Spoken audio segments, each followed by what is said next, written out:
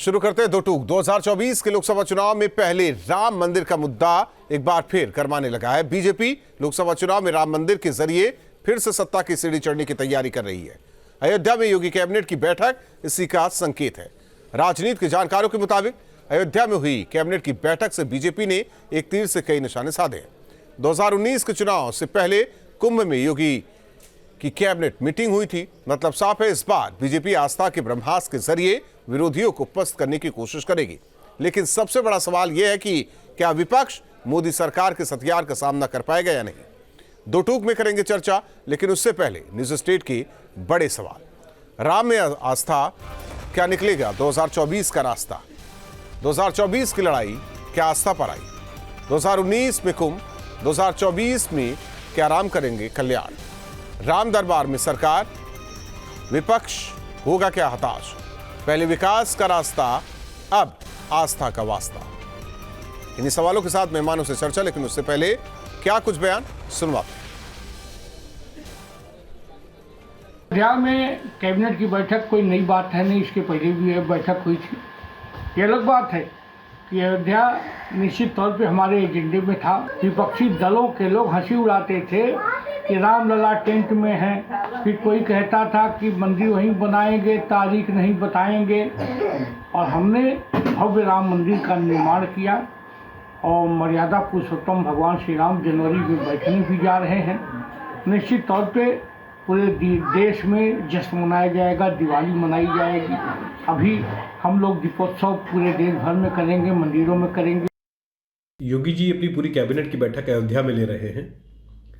राम राज्य का सपना लोगों को दिखा रहे हैं।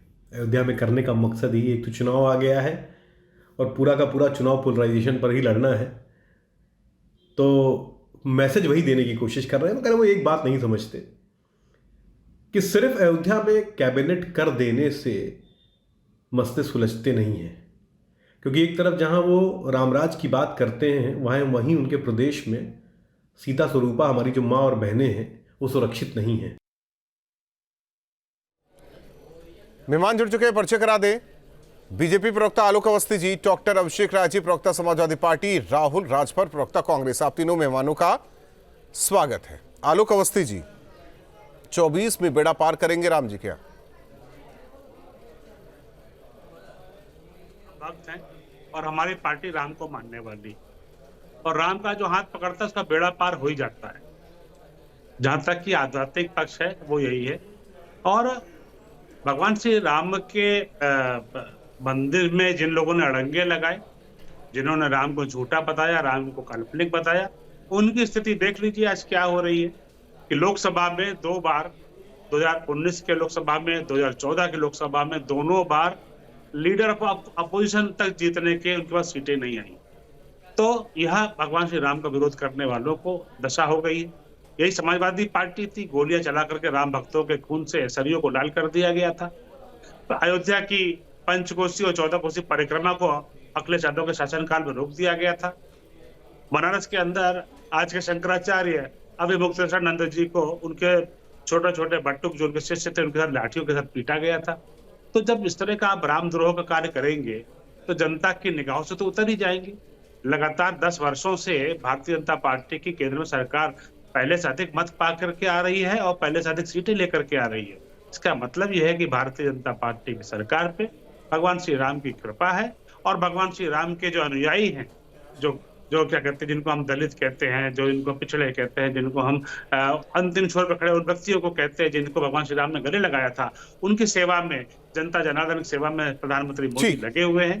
तो इसलिए हम लगातार जीत। डॉक्टर अभिषेक राय जी, वो तो खुलकर बोल रहे हैं कि राम नाम हम लेते हैं, हम उपासक हैं, हम पूजा करते हैं, और राम जी तो बेड़ा पार करेंगे, 24 का भी बेड़ा पार करेंगे। जो राम से दूर उसका बेड़ा पार नहीं, जो राम के नजदीक उसका बेड़ा पार। राहुल जी, आप बताइए, आप क्या राम पे विश्वास नहीं करते, या मैं नहीं करता, या आलोक भाई नहीं करते, या हमारे कांग्रेस के मित्र नहीं करते? सभी लोग राम पे विश्वास करते हैं, लेकिन भारतीय जनता पार्टी का दोहरा चरित्र यहीं पे दिख जाता है।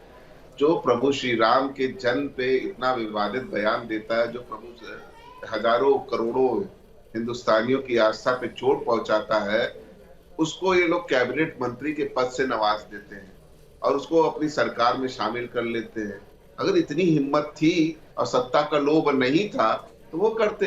रही बात आदरणीय माननीय उच्चतम न्यायालय सुप्रीम कोर्ट के निर्णय पे, ये मंदिर बन रहा है और किसी को इसमें कोई ऑब्जेक्शन नहीं। उन्होंने सबकी बात सुनी, सारी चीजें करी और उन्होंने फैसला दिया। ये से क्रेडिट गेम प्ले करते हैं क्योंकि इनके पास ना महिलाओं के लिए कोई बात है। क्या ये रामराज्य है कि जो 112 की महिलाएं हैं उनको पीटा जा रहा है, उनको गालियां दी जा रही है, उनके ऊपर लाठीचार्ज हो रहा है और उनको वेतन तक नहीं दिया जा रहा है? ये रामराज्य है? महिलाओं के साथ कितना उत्पीड़न हो रहा है। दूसरी बात, महंगाई चरम सीमा पर है, बेरोजगारी आप देख रहे हैं किस तरीके की है।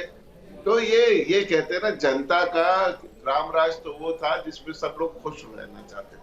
प्रभु श्री राम ने, मैंने भी पढ़ रखी है रामायण, आपने भी पढ़ रखी है, और प्रभु श्री राम के जो आदर्श है उसके हिसाब से स्वामी प्रसाद मौर्य ने भी पढ़ रखी है। कहलाता है जब जनता सुखी हो। राहुल जी, आवाज नहीं आएगी, कोई बात नहीं। राहुल राजभर जी, राम तो हालांकि पहले आपके ही हो जाते, लेकिन दिशा बदली। राहुल जी, आवाज आ रही है? हाँ, आ रही आवाज।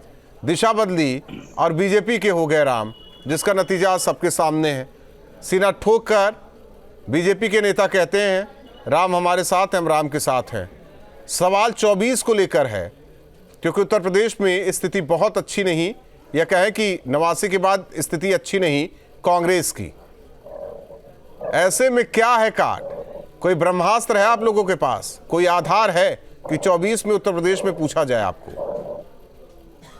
जी देखिए, पहले इस देश में राम, भगवान राम इस देश में इस करोड़ों जो लोग हैं उनके श्रद्धा और जीवन दर्शन का केंद्र हैं। और हम सब अगर भगवान राम की बात करते हैं तो ये बात कहना कि राम तेरे हैं, राम मेरे हैं, राम उसके हैं, राम तो इस जग में हर उस जीव, चर अचर, हर प्राणी का राम है। तो राम की महिमा को आप इस तरह से भारतीय जनता की पार्टी का जो दायरा है उसमें सीमित करना बहुत ही घृणित और निंदनीय कार्य है। और भारतीय जनता पार्टी ये पूरी तरीके से समझ चुकी है कि अब उनका जो है इस प्रदेश में, इस देश में अब दाल गलने वाला नहीं है।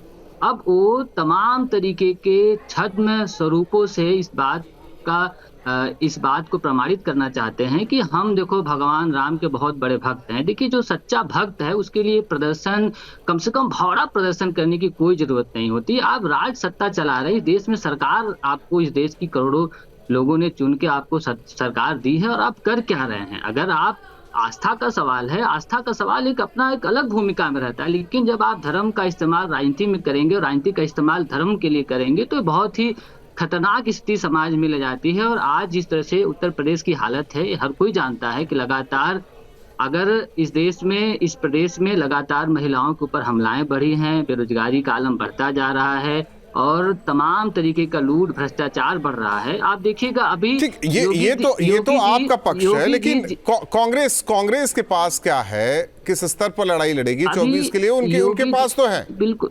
योगी जी जिस अयोध्या में बैठ के क्या फैसले ले रहे हैं, वो कह रहे हैं कि हम जल पर्यटन को बढ़ावा देंगे। मतलब आप अयोध्या में बैठ के बात कर रहे हैं कि हम पर्यटन का बढ़ावा देंगे। आप जो है पर्यटन के लिए अलग से कोई कमेटी बनाने जा रहे हैं। अभी जो है ये तय हुआ था 2018 में, मोदी जी मल्टी मॉडल जल मार्ग टर्मिनल का उद्घाटन किए बनारस में, आके बोले कि हम जो है 11 मतलब उत्तर प्रदेश की 11 नदियों में तय हुआ है कि उनको राष्ट्रीय जलमार्ग के स्तर पे उसको डेवलप करेंगे। लेकिन आप देख लीजिए कहाँ है उन नदियों का हाल। गंगा नदी को कमियां बहुत से बदहाली इन्होंने किया है। राहुल राजभर जी, कमियां बहुत कमियां हैं। इन कमियों पर आप लोग कैसे आगे बढ़ेंगे, ये भी तो बता दीजिए।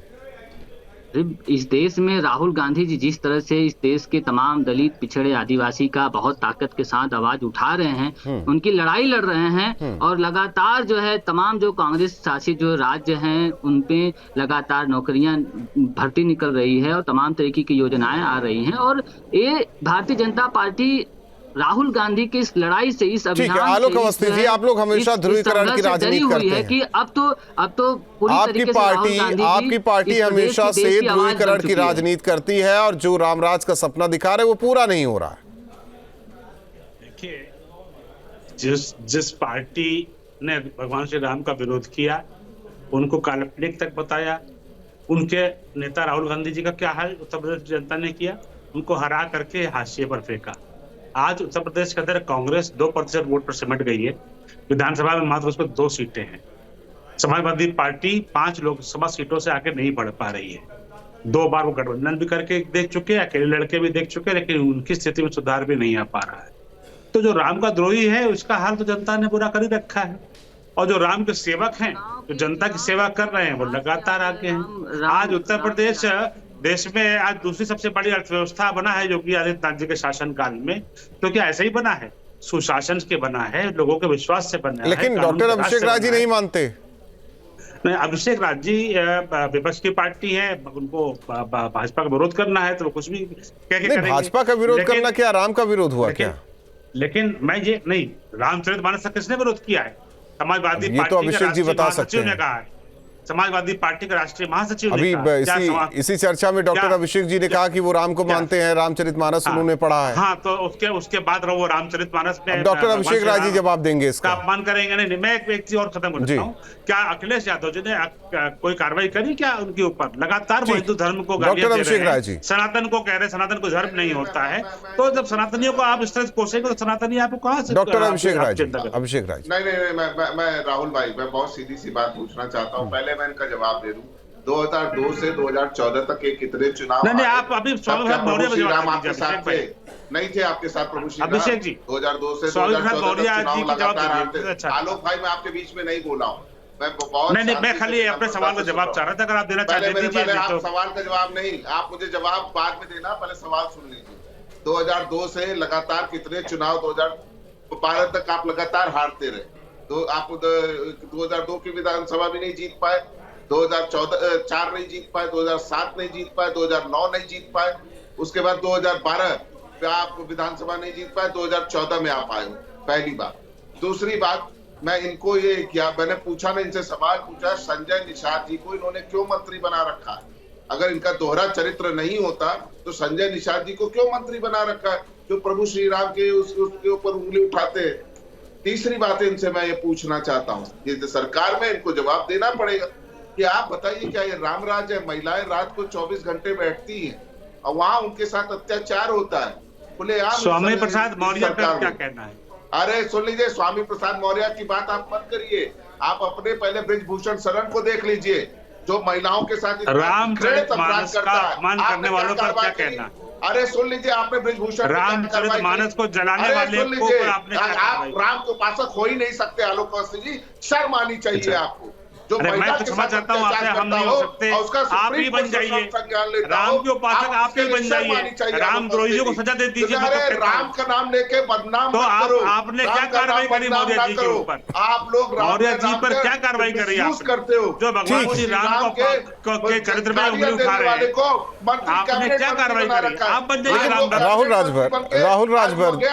राजभर, ये मुद्दा कहीं कांग्रेस पर बहुत ज्यादा भारी न पड़ जाए, क्योंकि देख रहे हैं मध्य प्रदेश में भी पीएम लगातार राम मंदिर का जिक्र कर रहे हैं, सीएम योगी लगातार जिक्र कर रहे हैं। जितने चुनाव होंगे राम मंदिर का जिक्र होगा, ये कांग्रेस को कहीं भारी न पड़े। ये देखिए, बहुत शर्म की बात है कि आलोक जी भारतीय जनता पार्टी के प्रवक्ता हैं, और कितना मतलब राजनीतिक बेशर्मी इसको कहा जाए कि आप जो है चुनाव में हार और चुनाव में जीत को आप भगवान राम की आस्था से जोड़ रहे हैं। क्या मतलब, किस स्तर पे आप राजनीति को ले जाना चाह रहे हैं, मुझे समझ में नहीं आ रहा है। इसी आप ये बताइए जो है केदारनाथ, अभी बद्रीनाथ में नरेंद्र मोदी जी जाते हैं और वहाँ पे बोलते हैं कि केदारनाथ जी के मंदिर पे मोदी जी का चित्र दिखे। केदारनाथ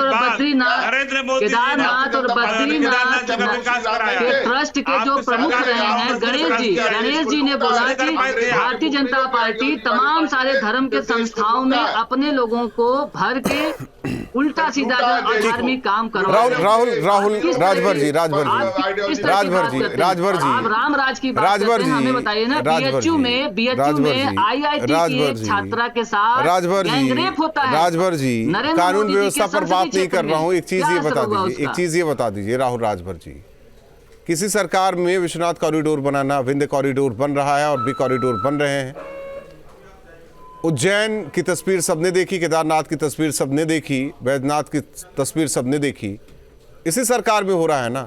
उनका तो क्लियर है कि वो किसके लिए काम कर रहे हैं। इसके लिए काम कर रहे हैं, आपको प्रभु के लिए काम कर रहे हैं। प्रभु के लिए क्या काम कर रहे हैं? तो ये तो पूरा जो है पर्यटन के लिए काम कर रहे हैं। प्रभु इनके लिए आस्था का केंद्र नहीं है, इनके लिए पर्यटन चाहिए, पैसा चाहिए। ऐसा है क्या? धार्मिक स्थानों को, आलोक जी, ऐसा है क्या? स्थानों को आप धार्मिक स्थानों को धार्मिक महत्ता के सांस्कृतिक राष्ट्रवाद को जो है आप नई परिभाषा, प्राचीन संस्कृति बनारस का आपने जो बुरा हाल किया है, तो आप ला के लाल देने से सोचते हैं कि आप मंदिर बनवा देंगे। हजारों साल पुरानी जो मंदिर की जो अपनी आर्किटेक्चर है, आपने उसको बर्बाद कर दिया बनारस में। आप बताइए ना, मुझे अपनी बात रखने दीजिए। आप इसका जवाब दीजिए ना, आपने जवाब तो दीजिए। क्या हसरत किया है आपने तमाम सारी धार्मिक संस्थाओं? आपको लगता है कि आप लाल पत्थर जोड़ देंगे और मंदिर बना देंगे? राहुल जी, मेरी बात नहीं आ पाएगी अगर वो लगातार बोलते रहेंगे। देखिए हाँ ठीक है, धन्यवाद। देखिए राहुल जी, आप यही इसी मंच पे दो पार्टी के प्रवक्ता हैं और दोनों ने ही भगवान श्री राम के मंदिर को भी ना महत्व दिया, जो विकास हो रहा है उसको महत्व नहीं दिया, और जो काशी विश्वनाथ कॉरिडोर जो आज बना है, जिसकी वजह से आज काशी विश्वनाथ काशी के जनता को जितना लाभ पहुंच रहा है और इसको पर्यटन बता रहे हैं। अरे भाई, जब आप एक आस्था का केंद्र है, सुविधाएं बढ़ाएंगे, सड़कें चौड़ी करेंगे, रहने का स्थान बनाएंगे, यही बात बोला है आपने कैबिनेट में। अयोध्या के कैबिनेट फैसले में क्या बोला है? आप यूपी में जल पर्यटन को डेवलप करेंगे। आप पहले जवाब दीजिए ना, आप पर्यटन की बात कर रहे हैं, आप बैठ के वहाँ पे धार्मिक जगह पे उसको पर्यटन का। ठीक है, आप तीनों मेहमानों का बहुत बहुत धन्यवाद हमारे साथ जुड़ने के लिए। हालांकि जिस तरीके से अयोध्या में बड़ी बैठक, राजनीति के जानकारों के मुताबिक कई संदेश देने की कोशिश में बीजेपी जाहिर तौर पर रामराज की परिकल्पना को लेकर बीजेपी हमेशा आगे बढ़ती रही है। 24 का चुनाव है और अयोध्या में जिस तरीके से 24 से पहले जनवरी, 22 जनवरी को प्राण प्रतिष्ठा और उससे पहले कैबिनेट की बैठक और लगातार राम, भगवान प्रभु श्री राम की चर्चा हो रही है। सवाल है कि विपक्ष के पास क्या है कोई कार्ड? क्या एक बार फिर बीजेपी 24 के इस रास्ते को प्रभु श्री राम की बदौलत ही उस पर कामयाबी पा पाएगी? ये भी एक बड़ा सवाल है। दो टूक में इतना है।